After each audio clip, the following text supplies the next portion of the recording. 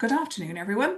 So, ahead of World Mental Health Day this Friday, the 10th of October, Thrive and the members team are delighted to welcome you guys to our lunchtime webinar on cyber psychology of digital well-being. So it's a bit of a mouthful, but thankfully we have the expert in the room. So just quickly to introduce myself, Dee France, and myself and the Thrive team provide a variety of wellbeing supports to our members and of course to our students, including a confidential listening service, counselling with a professional therapist, wellness coaching, and of course webinars and events such as this. So now I'd like to introduce you to our speaker today, Dr. Nicola Fox-Hamilton. Not, I've been told, a connection to our own in-house colleague, Sinead Fox-Hamilton. So there is a connection there, but I don't know if it's a distant past or whatever, but you guys can work that out. But it's an unusual name, so we were thinking there might be a connection, but there doesn't appear to be.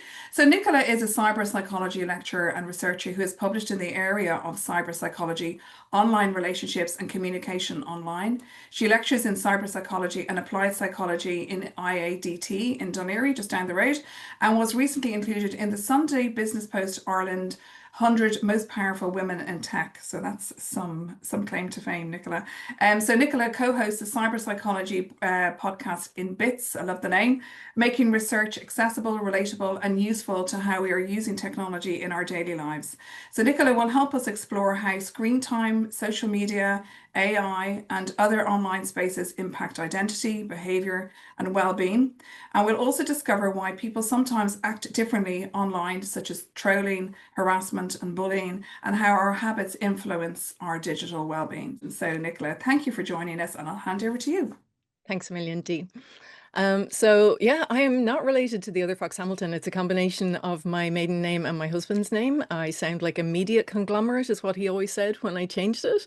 But I've never met another Fox Hamilton, so that's really interesting. I'm going to have to find her now. So my name is Dr. Nicola Fox-Hamilton, as you know, and cyber psychology is my area and I absolutely love it. I was originally a graphic designer, and when the Celtic Tiger crashed, I went back to college to do a master's and I ended up doing cyber psychology by kind of a twist of fate and really loved it and went on to do a PhD after that, and then came back into IADT where I'd done my master's and was teaching and eventually ended up running the master's. So I kind of came full circle.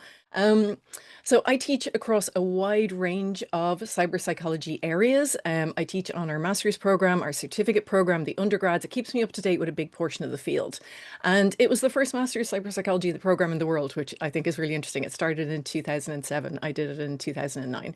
But I specifically, in my research, look at online communication, technology and relationships, and online dating in particular. So I'm going to start by asking you a quick question. Have you ever, and I'm pretty sure most of you will have experienced this, have you ever started looking at social media or playing a game online or on your phone and time just disappeared? And everybody, I think, at some point has experienced this. But how does it make you feel? Do you ever feel shame or guilt or that it must be harmful for you? I know I have at times where I'm supposed to be doing something else and I end up spending more time than I wanted to, maybe on social media. But what I want to do today is talk about why it might not be so harmful for you and perhaps when it might be actually a problem, so that you can see the difference and allow yourself to think a bit more mindfully about how you're using your technology to connect with others in a way that's beneficial to you and authentic to you and actually supports your well-being. So what am I going to cover? I'm going to start by talking about how AI is affecting us online, as kind of the context in which we are now existing and how that affects things like our trust and sense of authenticity online. Then I'm going to look at some myths and moral panic around technology and what we're told about technology use, how we can maintain our well-being online, different techniques that we can use and ways of looking at it. I'm going to look at how we communicate, what's different about it online and why does that matter, and why people act differently online, and what are some of the positives and negatives of that, where people maybe aren't their best selves. And then in more positive parts of it, I'm going to talk about fostering community and empathy and mindful habits online. So I'll start with talking about AI and trust and authenticity in particular. So obviously the world is changing, it's always changing, but it's changing quite quickly with regards to technology at the moment. We're going through this burst of technology around AI. And in some ways, a lot of our online life is moving away from interactions with other people to interaction with technology. And that's also happening in our work lives, on social media, and in other spaces. And of course, there's some benefits to use of AI in the workplace, particularly. But a lot of us have a lot of concerns and fears about the use of AI. Like uncertainty about how it might change our work or replace our work altogether. And so sometimes our core identity, if it revolves around our work, can be challenged, or we might feel that our status is being challenged with the rise of AI in our field. There's other issues with AI, like invasion of privacy, with things like bias and errors and hallucinations in what it generates, ethics around things like decision making, moving away from human judgment to, data-based judgment, which sometimes lacks the nuance that it needs. Things like lack of transparency and environmental concerns, the large-scale theft of creative work, and so on. So there's a lot of issues with AI and a lot of reasons to feel concerned about it.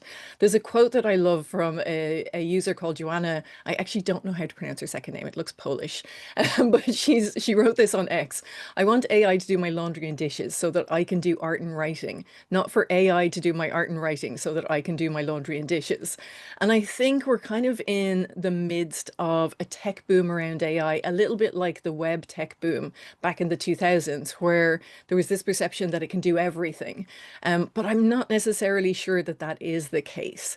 So using models like ChatGPT can alleviate some of the concerns that we have about AI because it gives these immediate answers and feedback. They're very responsive. It's designed to sound human-ish, so it can create an impression of social presence. And some people find that that creates a feeling of like a relationship, so they have relationships with AI chatbots. But this social presence and immediacy can also make a lot of us feel like the AI is personalized and tailored to us and is being transparent. And that's not necessarily true. But where it is useful is where it's used with expertise to speed up tasks. But it very much requires human oversight to avoid errors, to avoid misinformation, hallucinating facts, like we saw with this story on Deloitte during this week, where they had used AI in a report very badly. It had generated false references and there were errors throughout it, and they're actually having to refund a lot of money to the Australian government. And like they actually um, you know, they tell governments and organizations how to use AI properly. So this is a really, really bad look for them. But when it's used really well, it can actually be used to improve our cognition, to improve, believe it or not, our critical and creative thinking when it's used well. So if you use your critical thinking when you're using it and you are kind of skeptical of the answer that it gives, you can actually build critical and creative thinking that way. But if you just offload tasks onto it and don't check it, then it reduces your critical thinking and it can actually possibly reduce cognition. We're very early in the research on that, but it's not necessarily good for people. I was at a conference last week, which is all around cybersecurity, and there was a huge amount of conversation about AI in it. And a lot of the delegates at that conversation were saying they actually see the blip of a boom kind of falling back a bit now, and people are getting much more realistic about what it can do, which is in a supporting role rather than taking over our jobs. So I think we're going to move through the hype a little bit on this. But what also we've seen with AI are issues around social media. So, obviously social media is designed to help us connect with other people. And instead we're seeing this proliferation of AI deepfakes that are getting harder to spot, AI slop, which is just nonsense imagery and content, no quality to it at all. AI-driven social bots spreading disinformation, escalating arguments, driving very divisive messaging and perpetrating scams as well. And this is creating a lot of problems for the kind of public discourse that we want to have as a society. So we want to engage in authentic conversations and in connecting with others. And it also risks polarization and people just becoming exhausted with platforms. So for example, in 2017 and 18, Twitter had 23 million social bots on it, and 2/3 of the tweets being tweeted came from bots. So that can only be worse now under Elon Musk because he's actively driving this kind of nonsense and misinformation on it. And to add to that, Meta has decided that apparently what we really need are AI profiles. So in this second story here, this is what this is about. They're creating these characters for us to interact with. And frankly, I think this is quite far down most people's list of what we actually want from social media.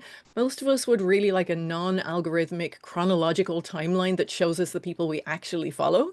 And recently a Dutch court ruled that Meta has to actually provide that because they're violating the EU Digital Services Act by using a prohibited dark pattern. So we may see that change starting to happen there, and that's something that a lot of people would really like.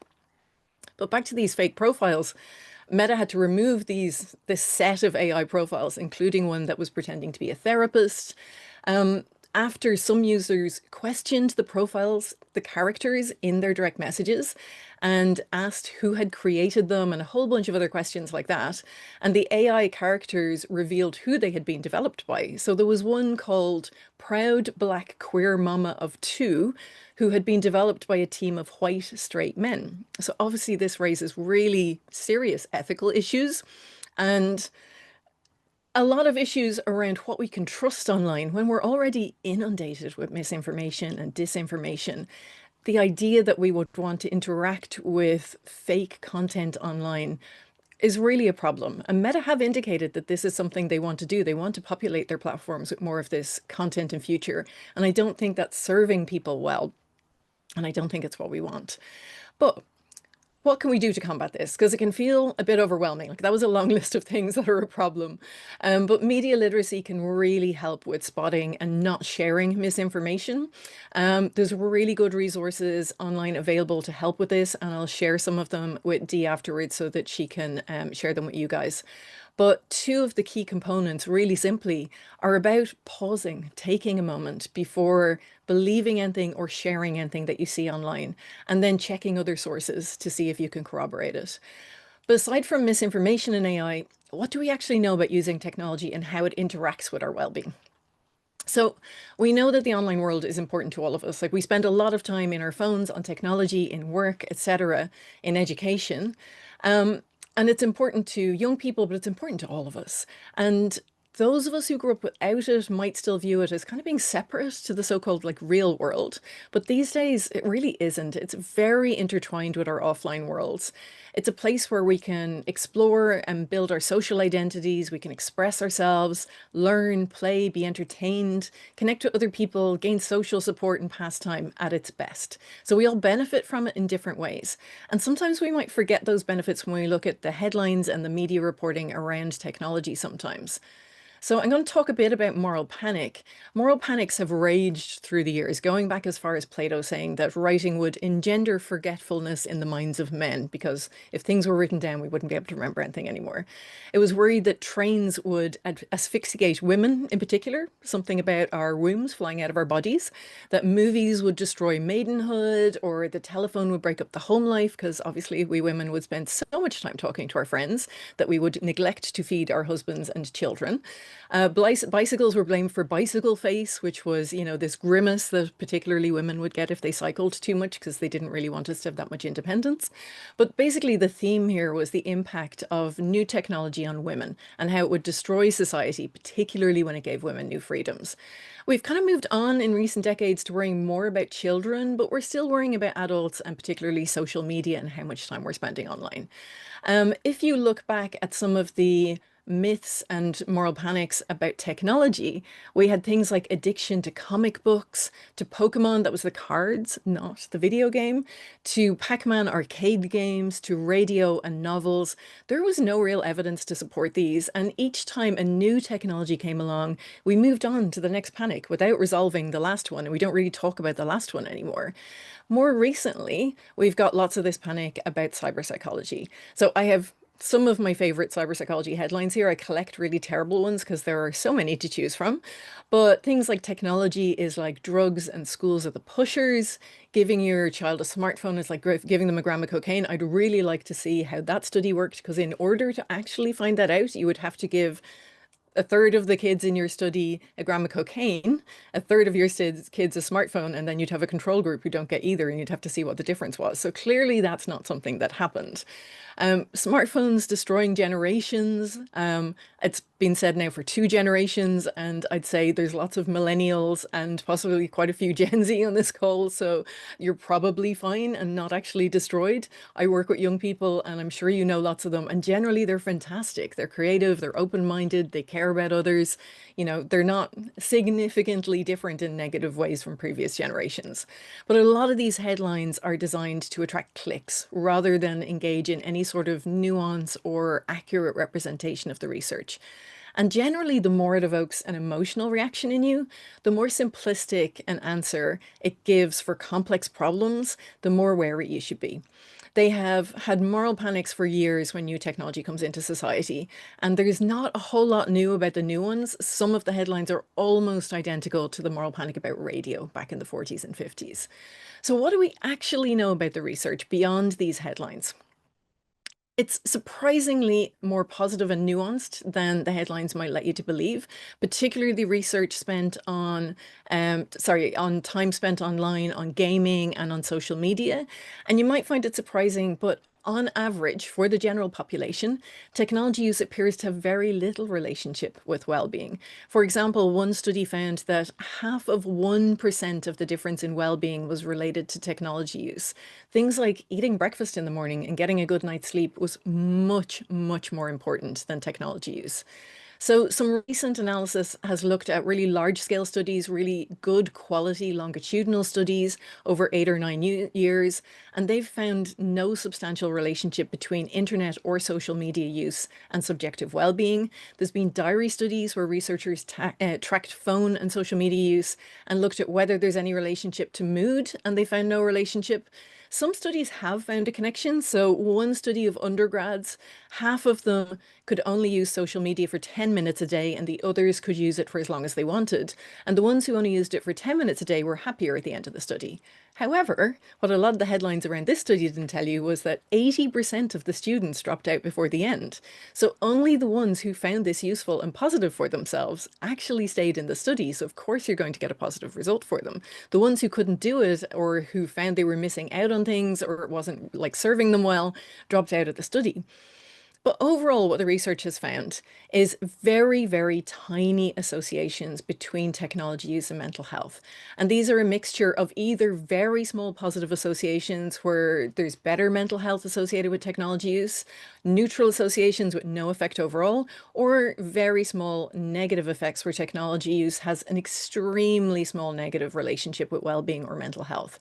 And also, we don't have any indication of causality. So these are all correlational studies, which means there's a relationship between the two, but you can't say which one causes the other. So for example, if you're feeling depressed or anxious, you might use your phone more to connect to others than when you're feeling happy and out and about. So it may be that your feelings are causing you to use it more, or it may be something else that's causing you both to be depressed and to use your phone more. We don't actually know that. I think what's interesting, though, is that there's a disconnect between what the evidence is telling us and what we believe about the effects of technology. So many of us, including a lot of young people, really believe that it has a negative effect on us. And yet we're really not seeing that a lot in the research. So it may stem from the media reporting on it, so leading us to think that it must be causing harm, but that may in fact influence how we perceive our own use. So the fact that we believe it's bad for us and we're still using it, we might feel shame about it, like we're not in control of ourselves, and that might actually have an impact on our well-being. The concept of screen time is something we hear about a lot. And to be frank, it's quite a meaningless concept when you think about it. It really depends. What are you doing on the screen? Not everything is equal on the screen. Are you working? Are you connecting with friends or family? Are you learning something? Are you enjoying something entertaining? These are generally considered positive. But if you were spending 10 hours a day watching pornography, maybe that wouldn't be so good for you. So screen time as a whole doesn't measure what we're actually doing. It's kind of like saying eating time isn't good for you. You could be eating, spending an hour eating Doritos or spending an hour eating vegetables, and those are two very different things. So I think there's a lot of pathologizing of normal and healthy behavior. We often look at time spent on social media or gaming And it's time spent connecting with friends. We typically wouldn't say that was bad. Many of us have hobbies that we spend a lot of time doing. Like I spend a lot of time reading, and you wouldn't say that was bad. But when it's anything to do with technology, we tend to view it with a little bit more suspicion. And there really isn't much scientific consensus on whether or not you can be addicted to technology in the first place. A lot of the researchers doing very high quality work in this area suggest that it's not addictions and it's instead better as a habit. So I'll talk more about that in a minute because I think that's a really useful way of looking at it. However, within the studies looking at technology of well-being, there is, of course, variation, right? So there's people who have different experiences, particularly at different stages of development, like early teens and when leaving school for college, they seem to be kind of more sensitive periods for kids using tech. Um, but it's really important to look at how we're doing generally, and particularly to keep an eye on how kids and adolescents are doing generally, and specifically how we're doing in relation to our online experiences. So some people are definitely more vulnerable to negative effects than others. For example, people with ADHD might find themselves much more distracted, much less able to concentrate with technology than others. So they may need really good strategies to deal with technology overuse and so that it doesn't become a problem for them and to maintain their well-being. So how long is too long online? So let's give up the idea of screen time and look at in general when we're kind of engaging in screen time outside of work. What is the right amount of time to spend? It really depends, which is a very psychology answer. We get a lot of it depends because people are messy and everybody's different. But if it's interfering with things that are important, if it's interfering with your relationships, with your work or study, if you're not getting any exercise, or if it's really interfering with your sleep and you're tired all the time, then that definitely might be a problem, right? It's called displacement theory. Basically, it's displacing the activities that are really good for you and that you need to be engaging in. And that is a problem. So you might be engaging in problematic use, and then you want to start changing your habits so that it's not doing that for you. If it's not a problem, if it's not displacing those activities and you have a pretty well balanced life, then there really isn't any problematic use. You're just engaging in an activity that you enjoy or mostly enjoy, or maybe you don't fully enjoy it, but I'll talk about that in a moment and why it might not be a great experience sometimes. So I think quality over quantity is what's really important. What we do know from the research is that how you use the internet is much more important than how long you use it for. So we know that being goal-directed and purposeful in your social interactions online can enhance your social supports and contribute to well-being. So if you feel like you have social supports, it means that you've got people who are looking out for you, who can provide resources, emotional support, etc. for you. That's really positive for well-being. But if you're using your online interactions just for procrastination or very passively, that can have a negative impact on well-being. And when I say a negative impact on well-being, I mean short term. So not like for years, but for a little while after you've used it. So what is passively using it? That's where you're basically just scrolling and observing. Could be doom scrolling. You're just lurking on social media. So what can happen is that it leads you to believe that everybody else's life is kind of perfect, like an unrealistic highlight reel. And it can lead you to negatively compare yourself to other people and then to start engaging maybe in envy. At its most extreme, that can lead to depression. But on the other hand, if you're actively posting yourself, you understand that there is a selection process in what you post. You know that you mostly post the positive things. It's real things about yourself, but it's the positive things. So you don't generally show yourself bored or disheveled in the morning, perhaps. But being more active in your use also helps you connect with people and gain social support. And very much related to that is if you follow people that you know, friends, family, etc., you're much more likely to interact with them and to feel good about your social media use than if you mainly follow influencers or celebrities who tend to portray a very idealized life. So when we engage in social comparison with friends, we engage in less negative social comparison.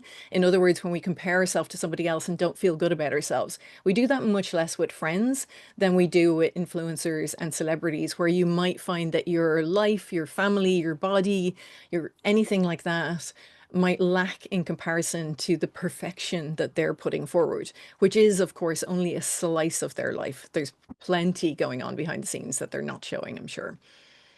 So what's really important is how you feel after social interaction relates to your well-being. So if you get on Instagram for a while and you spend an hour on it and you come away from it feeling okay about it, feeling positive about it, or even feeling neutral about it, that's okay for your well-being. If you're feeling positive about it, increases your well-being. But if you feel negative about it, that tends to decrease your well-being for a short period afterwards. There's no evidence that that impacts our overall well-being in the long term. But of course, if you're doing this multiple times a day, every single day, then you're going to have more and more of those periods where it's decreasing your well-being. So that is something to really watch out for. And what's really useful if you're finding that is to be reflective. So journaling can be really helpful with this. So we know that journaling in general is really helpful with expressing and dealing with emotions. And I think here it can be really useful in understanding your experiences of being online and tracking how that's impacting your mood. So maybe over the course of about a week, keep a note of how you're feeling after your tech use. If you notice that you're doom scrolling or that you're not interacting with people you connect to, that you know, that you care about, then you might look at changing your habits around how you use social media, thinking about whether you're overusing it or using it in a way that's unhealthy as a habit that you can adapt rather than as an addiction that you have no control over is kind of a healthier approach. And it's very much one backed by research. You know, addiction is something that you feel out of control with. And really the only choice you're left with is to remove that thing from your life completely, which you can do with something like alcohol. But with social media, that's much more difficult because it is how we keep in touch with a lot of people in our lives. So viewing it as a habit it gives us a lot more control over it.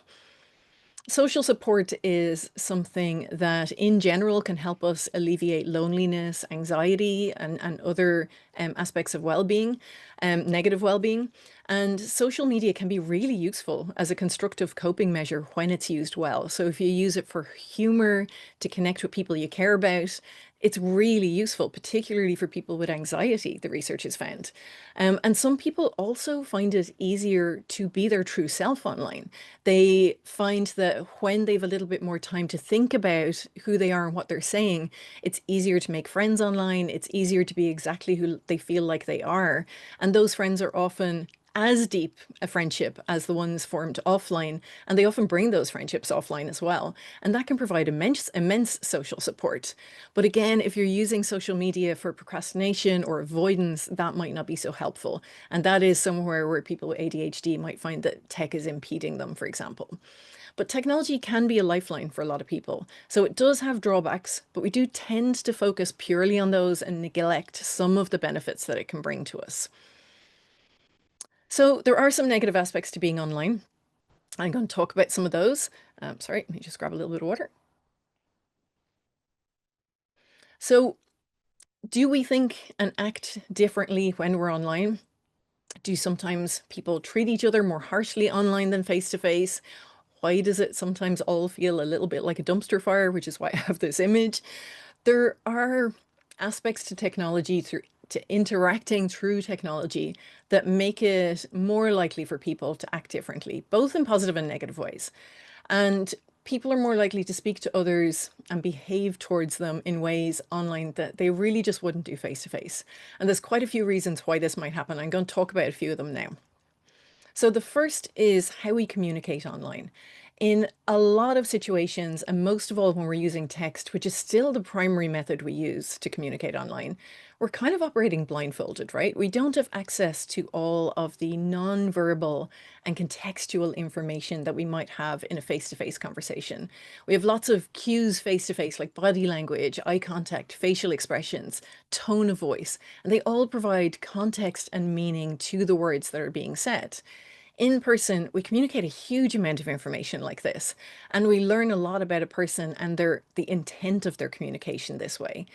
But we're hardwired for communication, so we actually adapt very well. So we use things like emoji, all caps to shout or emphasize things, punctuation, exclamation marks, full stops, acronyms, exaggeration, saying things like no instead of no, GIFs and memes, and so on. And all of these elements, they are emotional and social cues that help us give context and meaning to what we say. So they enrich the text that we use.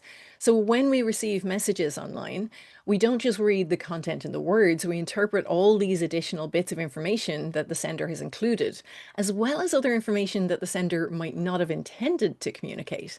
So for example, the timing of a message, like someone who replies immediately every time versus someone who always takes 3 days to get back to you. The length of a message, like okay, full stop, is very different to a message that says, great, looking forward to seeing you, exclamation mark. And the accuracy of the message, as well as the context in which it occurs, all of those are as important as the words themselves. And in the absence of other information, these bits of information can take on heightened meaning. So we build an idea of a person, of what they're saying, based on these cues. And sometimes we don't quite get it right. So you may, in the past, I'd be surprised if you hadn't, had an experience of online communication where you or someone you know had the meaning of a message misinterpreted, where it caused tension, disagreement, maybe even a falling out. Many of us will have had that. I think misunderstandings are much more common when we're communicating online, despite people's best efforts. Who we are online is something that we tend to talk about quite a bit. Um, the online world and how we communicate online can change how we present ourselves to the world and how other people see us. And of course, there's many ways that we talk to each other online, but one of the commonalities is that we have an increased amount of control over how we appear to others, particularly when we're communicating through text, through social media, etc. Because our communication isn't instant. When we're face to face, the words that comes out of somebody's mouth, you hear them immediately. They don't have a chance to edit them before they come out. Some people are better at thinking before they speak than others, but generally it happens quite quickly or instantaneously.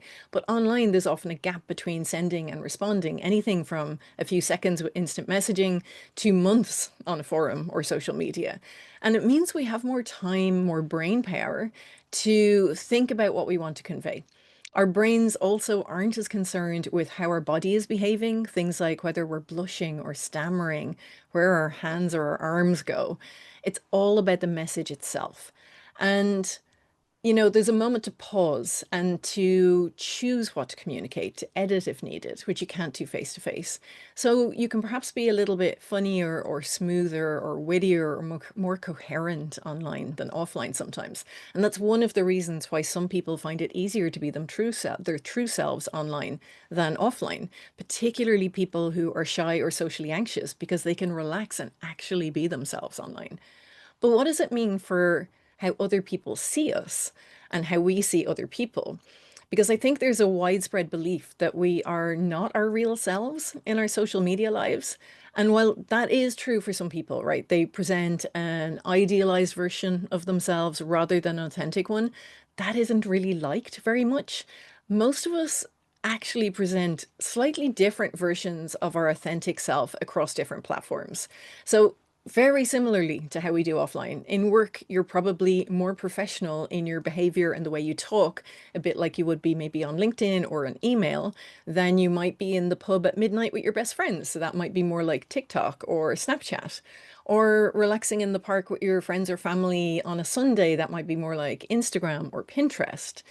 And because our online life is very connected to our offline one, we can't be a completely different person and experiment in those spaces because the people we know will call us out on it.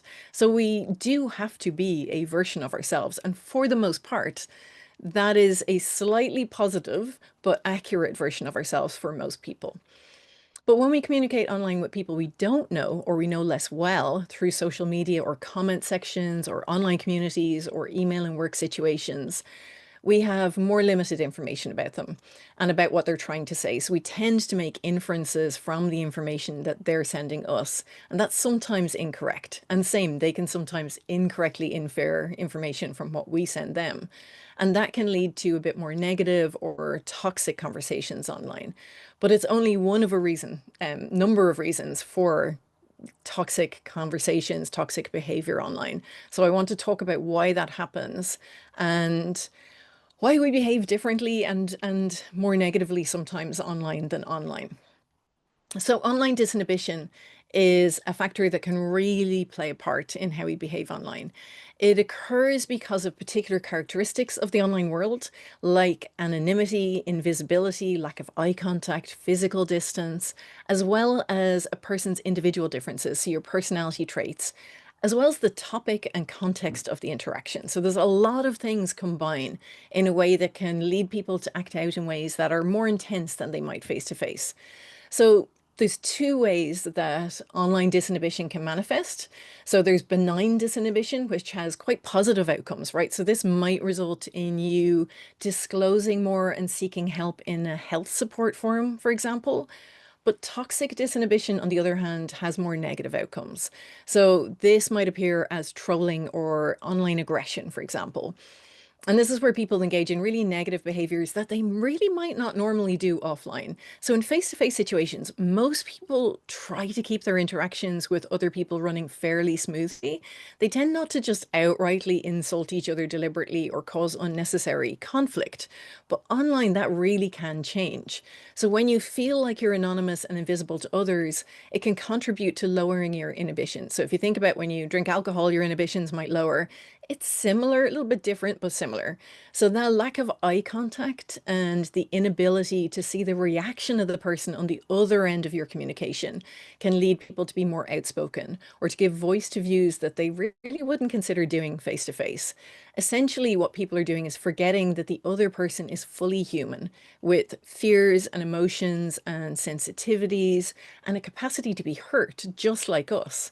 So we tend to stereotype people and group them as a group identity rather than see them as an individual.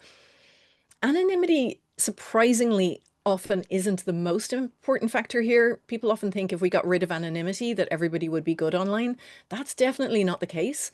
Sometimes people's behavior is even more intense when their publicly stated beliefs are challenged, because our publicly stated beliefs are closely related to our identity. So they might be core beliefs around politics, religion, identity.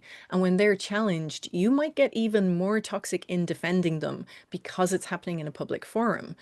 So there are big studies looking at petitions online, for example, and how people can get really, really toxic in those spaces, even though their name's connected to it. Because when you sign a petition, it's usually something you care about and that's central to your beliefs or your attitudes.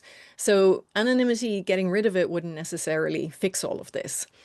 I think one of the things, sorry, this is all a substantial part of what leads to very negative comment sections in newspapers and social media flare-ups and so on.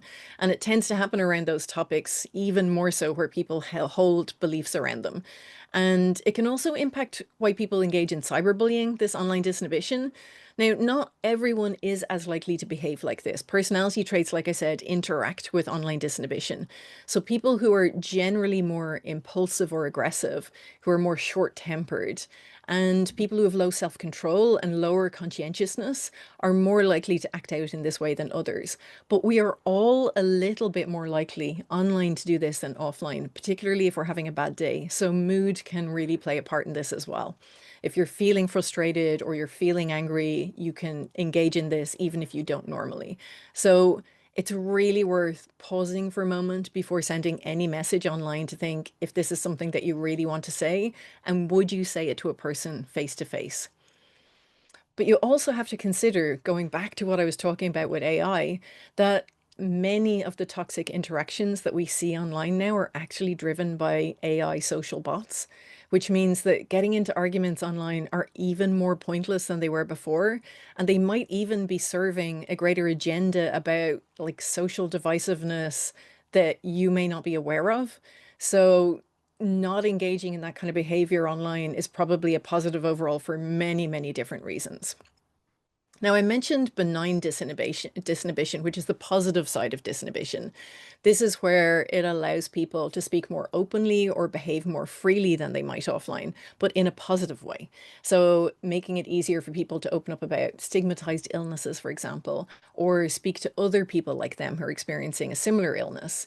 It also allows people from marginalized groups to connect with each other and find and form communities that they might not be able to do offline. So for example, LGBTQ plus us youth often find a supportive community online.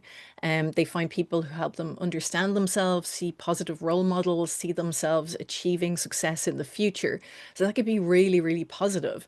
And it allows some people to fully be themselves and authentic in a way that they might not normally offline be able to. So it can be really beneficial. Because of online disinhibition and the nature of different platforms and spaces online, we actually have kind of an unprecedented access to a range of views and experiences of other people that we've never had before. People openly share their experiences, their feelings, and that has potential to help us understand them better and have a wider perspective on how others move through the world. We kind of need to do this in a very intentional way by deliberately following people different to us. And I don't mean, sometimes people say you need to have people of differing views in your timeline, but that doesn't necessarily mean people who deny that other people exist or have rights, but people who have different world experiences that we may not understand. So following people from marginalized groups like the traveling community or people of color or so on, or the LGBT community who talk about those, because it helps us build empathy to allow us to understand how other people are feeling. And empathy not only allows us to understand those feelings, but empathy allows you to share in them and to take a compassionate action towards other people. So it builds your ability to sense what people actually need and provide that. And there is evidence, lots of evidence from research that higher levels of empathy is related to people engaging in like bystander interventions online in cases of hate speech, harassment, and cyberbullying, even to things like leaving more friendly and positive reviews of businesses and services, or to defending people in the cases of trolling, for example. So there's a lot of evidence about coming into contact with people, out-group members. So we tend to have our in-group, which is people like us, and out-group members are people that we view as being different to us, who aren't quite like us. And if we can deliberately come into contact in a positive way with out-group members, it can actually really bring about changes in attitudes. There's been loads of research on this. It allows people to find connections and point of similarity with each other because in the end, we're all human. We're more similar to each other than we are different. So for example, there's more racism in areas of a country where people of different ethnicities don't come into contact with each other. But when people live beside each other, they understand that they're more alike than different, and you actually see racism go down. So learning about other people is really, really important. And building empathy around our online environment is particularly useful because there is concern that the internet can reduce empathy in particular situations.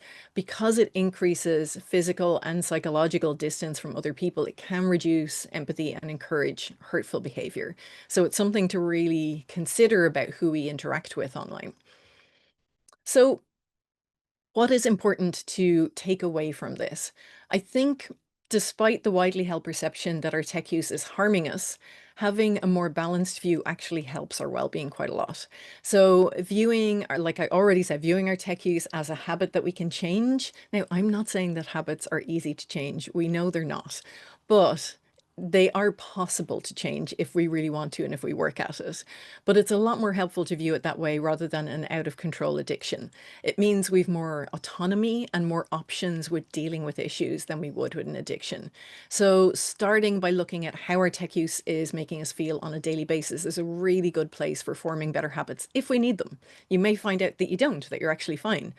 Asking what's working well for us, what's making us smile, what's connecting us with other people we care about, what's keeping us engaged and learning, and what's making us feel less good. Can we shift our behavior away from that a little? And does that change how we feel? And there's some things that are going to make us feel not so great, like when we follow the news, and a lot of us get our news through social media now, which means that it's coming into our lives much more regularly than it used to be when we watched it at a particular time of day on the news on TV.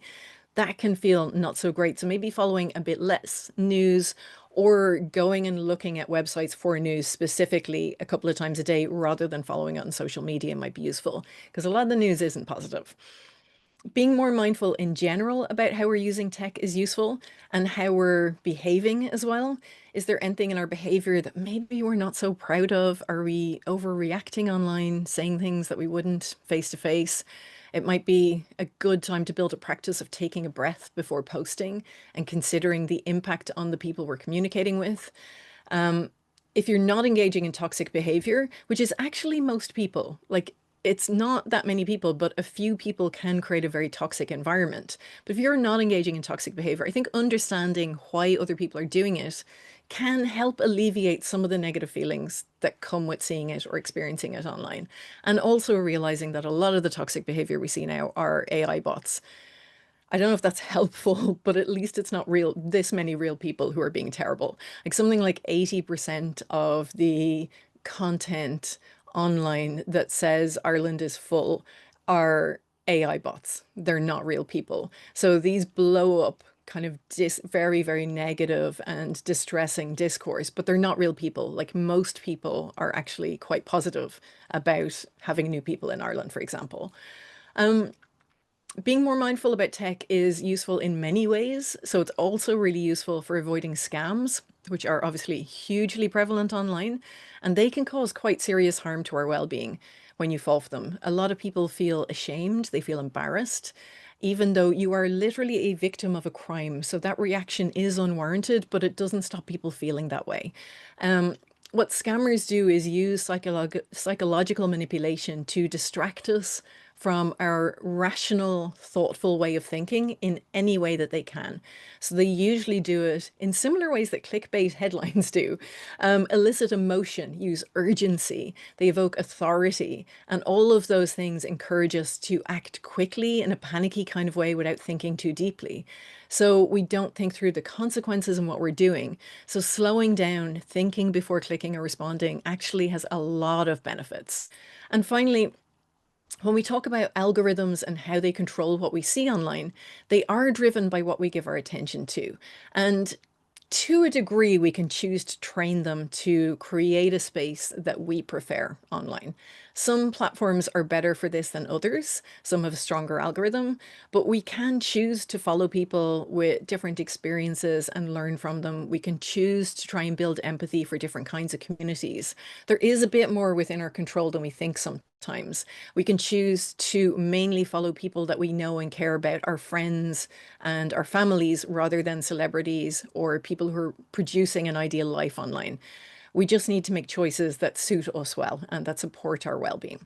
So changing our habits, really, really important. Not always easy, I will stress that, but definitely helpful in supporting our well-being. If you're interested in this, I do get into some of these areas. I'm covering loads of stuff here today, really quickly, but I do get into some of these areas with my colleague Liam on our podcast. If you're interested in learning more about cyber psychology, you can pick and choose the episodes that maybe are most interest to you. It's a more informal, accessible way to kind of get into the research. And if you're super interested in learning more in a formal way, we also have a certificate and a master's program in IDT, which we would welcome anybody onto as well. So thank you very much. I am looking forward to seeing what questions you might have. So I'm going to stop sharing my screen so that I can see those. You can also find information about me at my website. But yeah, Thank that's you it for so now. much, So Nicola. I hope you could take a breath yourself I know. after all that. That was Many, many, definitely yeah. absolutely fantastic amount of information. And I think the big thing that I'm coming away with actually is just to let ourselves off a little bit on this, the kind of the shame and the guilt and, looking at our screen time and like, just getting exasperated and how did I, lose an hour or 2 hours looking at nonsense and all that kind of thing. And Yeah. actually, as you say, there are some real, tangible benefits, to our well-being. And I think Yeah. that's a very kind of heartening thing to come away with after your talk today. So I think people will definitely, hopefully, embrace that. And obviously the kind of the fear mongering and the kind of, all of the kind of the negative stuff that goes on online. I think that's also very encouraging to hear that, we know this, but we didn't know the stats of 80% of, a lot of the negative online, activity are bots. And again, that's Yeah. that AI and the fear and all the rest of it. So that we Yeah. had lots of questions. So let's just get into a couple of them when we have the few minutes. So there is, Kate, I know you posted up an article there. I don't think we're really going to have time to, for, in fairness, for Nicola to assess that. She was just asking about, what this meant and, whether you'd actually come across it. So we will share that with Nicola, and then maybe that conversation could be taken, offline somewhere. Yeah, I can share the article with you when I'm sending resources. Brilliant, Yep. great, thank you. So Kate is actually sharing something. If it's an article that she read in the Atlantic around Okay. childhood smartphone use, so and mental health. So look, it's a really important topic. You touched on it today, but we're not going to have time to get into it today. But we really appreciate you sharing it. So as you mentioned, somebody else, Rebecca, has asked about the best place to do a course on cyber psychology. So I think you've already covered that IATT. one. IATT. Yeah, I think there'll be a lot of interest in this area, of course.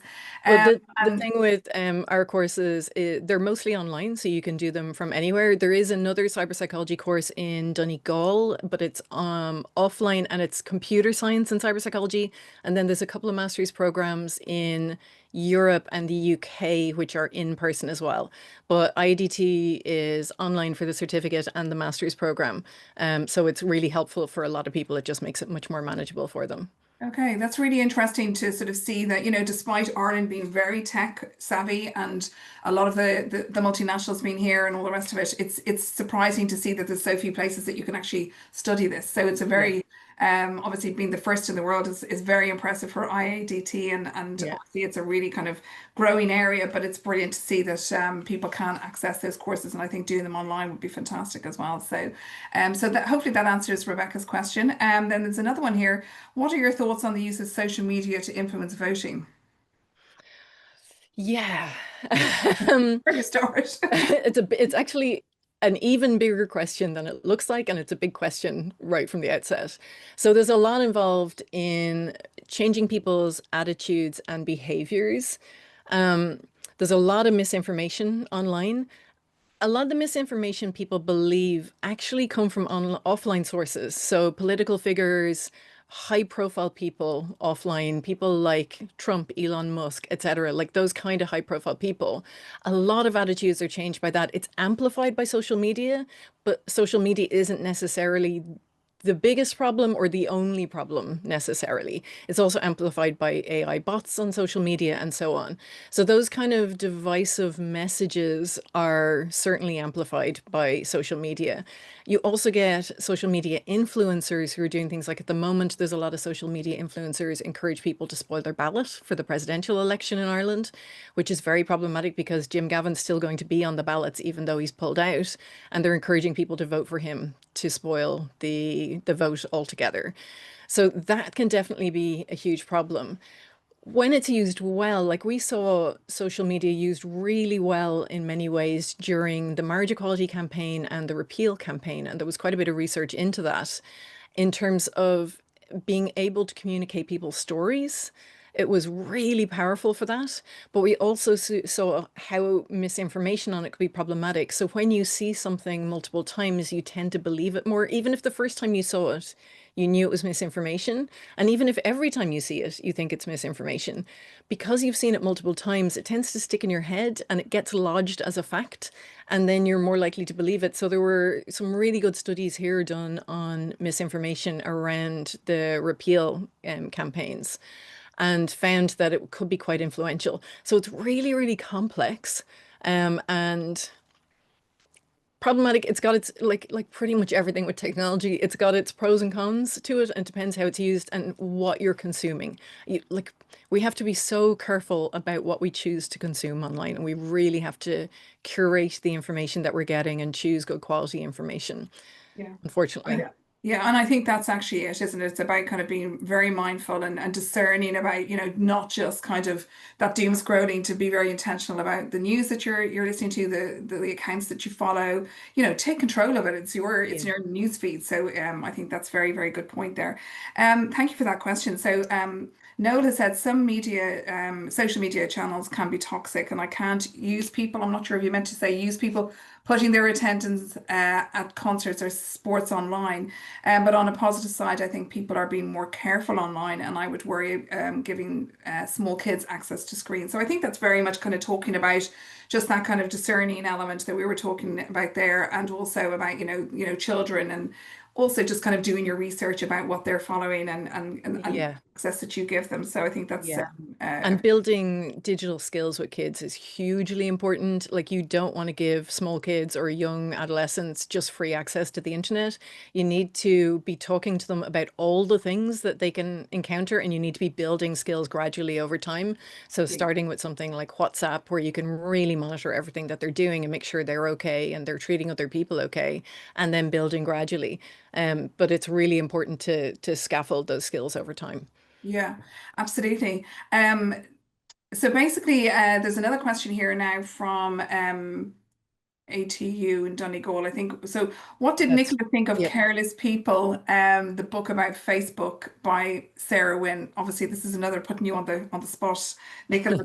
You may or may not have come across this publication. So it was very interesting from a cyber psychology in that. So look, I don't know whether you have come across Careless People, but this is maybe something that's out there and it's very popular. Have you come across this I've particular? heard of it. It was someone who worked in Facebook and Yeah, looked at the internal machinations of the company and how quite cynical it is in terms of how it goes about its business. There wasn't a whole lot in it that I didn't already know. Like, I am quite cynical about a lot of the social media companies and how they treat their customers, or, well, really, we are their product a lot of the time. Um, I think there is a lot more that they could be doing, but I think that in some ways, they are trying quite hard, but in some ways, there's a lot more that they could be doing. And I think we've seen a rollback in the trying quite hard in some areas around community guidelines and moderation, with Trump coming in and saying that he doesn't want DEI anymore and that speech should be free online. We've really seen some problematic stuff come from that. And, some platforms are better than others. Obviously, Twitter is just an absolute nightmare now. Like, I wouldn't recommend anybody use it, really. It's yeah, become completely unusable. I used to love it. It was such an incredible space for academics in my community, and it just became completely unusable. So most of us yeah. have left and gone to other spaces. That's right. Um, Yeah. so yeah, it was an interesting, it isn't, I haven't read the whole book. I've read some excerpts from it. It's an interesting book. It was interesting to see how Facebook worked in Ireland with Enda Kenny, and so, like, they were courted very strongly in Ireland. But yeah, it's quite fascinating. It's worth a read if you don't know that much about what's going on inside the companies. No, that's good. That's high praise if you're Mm. recommending just a quick read on that. So look, one final question. Do you think schools could be doing more around social media literacy and media literacy? They're actually generally doing quite a lot, to be fair to them. Like, whenever there's a problem with young people, we say schools should do this, and there's an awful lot of stuff they're being asked to do. I have done some talks in schools. I've worked with people to develop programs in schools. The new SPHE program has some really good stuff built into it. So WebWise do incredible work, and they're part of the developing the curriculum for the new schools programs. And they're doing amazing work looking at stuff like online pornography, online dating, social media use, bullying, all sorts of different aspects, and really getting in depth into people's feelings and attitudes about it, how they use it, consent, all sorts of stuff around that. That's really, really excellent. And it's really good to see that rolling out, because it is what's needed. But we also need parents at home to be doing it as well. And I think, there's some parents who are very tech savvy, tech literate, and they feel quite confident about doing it, where parents don't feel so confident. They feel like they don't understand what's happening online because they're not online so much. They're not on social media platforms. They don't feel confident. Then we need them to upskill, and we need to give spaces for them to upskill. So again, WebWise has really good resources on their website for learning about the different platforms. They've got lots of videos, how to talk to your kid about loads of different topics. There's lots of really good stuff there. The ISPCC has a digital hub all about similar kinds of things, problems kids might come across online, and how to talk to your kids about them. So if you're feeling like you're not equipped to deal with it, then I highly recommend looking at those resources before you have those conversations. And it's better to start really early. Like, you can start talking, kind of like how you can start talking about consent with kids when they're 3 years old. You can say things like, you don't have to hug your auntie if you don't want to. You have bodily autonomy. You consent to hugging or not hugging. You don't make them do it. You can talk to them very early about media. So when they see stuff on the TV, you can talk to them. Do you think that's real? When you see an actor acting something out, do you think that's real? So when you see something online, maybe that's not real either. Very simple conversations starting earlier. And then as they get older, you can progress through at an age appropriate level to talking about more specific things. And I would say for most kids, that you want to be talking to them earlier than you think, because most of them will come across things, whether you have given them access to smartphones or not, somebody else will have one and they will probably show your kid stuff. So you want to have those conversations no matter what. Some parents kind of feel that if I don't give it to them till they're 16, they're going to be safe. They're actually less well equipped to deal with the problems they come across if you don't build those skills and if they don't have any access at all.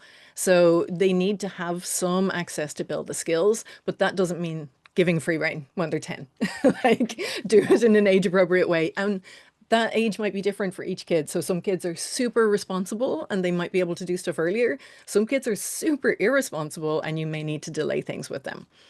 Fantastic. Wow, that's super advice. So hopefully that's answered the question there for one of our members. So look, Nicola, thank you so much for today. Thank you to everybody that's online. We've completely run out of time. Still more questions coming in. Yeah, Look, the conversation can continue. I would definitely implore people to tune into your podcast in bits. I'm sure you can get it on where people normally get their podcasts. everywhere. Yep.